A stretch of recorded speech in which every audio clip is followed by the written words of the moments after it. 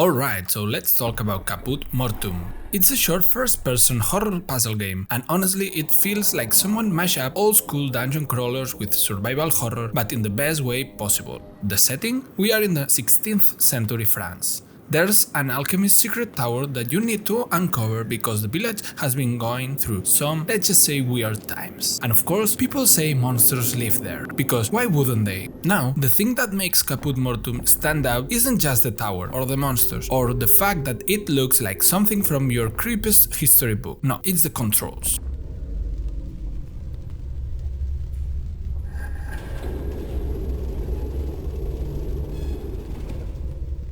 By default, the depths made it so you move the camera with the triggers up, down, left, right, while the right stick, which usually moves the camera, is actually for moving your hand around the screen. And this hand is your tool for puzzles and combat. At first, it feels clunky, and that's the point, because in horror games, the less control you have, the more vulnerable you feel. And here's the kicker. The main character is an amputee, so the clunkiness isn't just a design choice. It actually makes sense with the story. That's what you call avoiding narrative dissonance. But, and there's always a but, when you are in combat, the clunkiness goes from atmospheric to frustrating.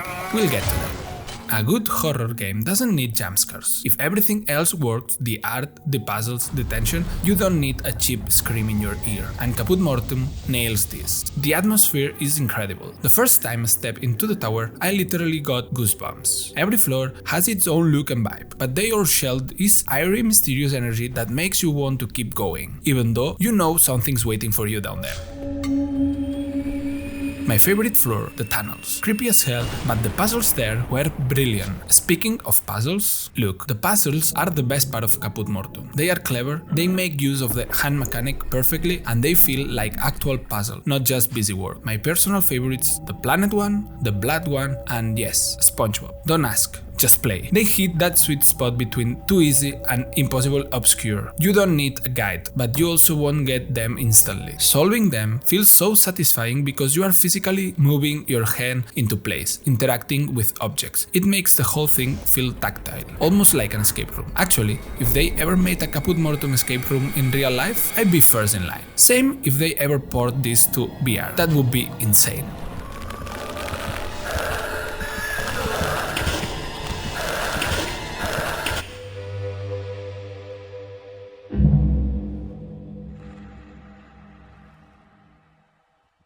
Now, here's where the game stumbles a bit. The same hand-on camera system that works so well for puzzles doesn't always work for combat. Facing monsters head-on is fine. It's tense, it's scary, it works. But when they start chasing you, oh boy, that's where the controls turn into a nightmare, and not the good kind. Running while trying to aim your hand feels clumsy and honestly kind of unfair. Add to that the limited healing items and not so generous checkpoints, and you get some moments that feel more frustrating than frightening. I get why combat is in the game. It raises tension, it forces you to make choices, but for me, it felt more like filler between the real good puzzle horror sections. What's not filler is the story. It's brief but concise, and told in a really smart way. Instead of dumping endless notes on you, most of the story comes from the spaces themselves. Every room tells you something, a laboratory, a classroom, a living space. It all feels deliberate. You get just enough to piece together what's going on without ever feeling spoon-fed.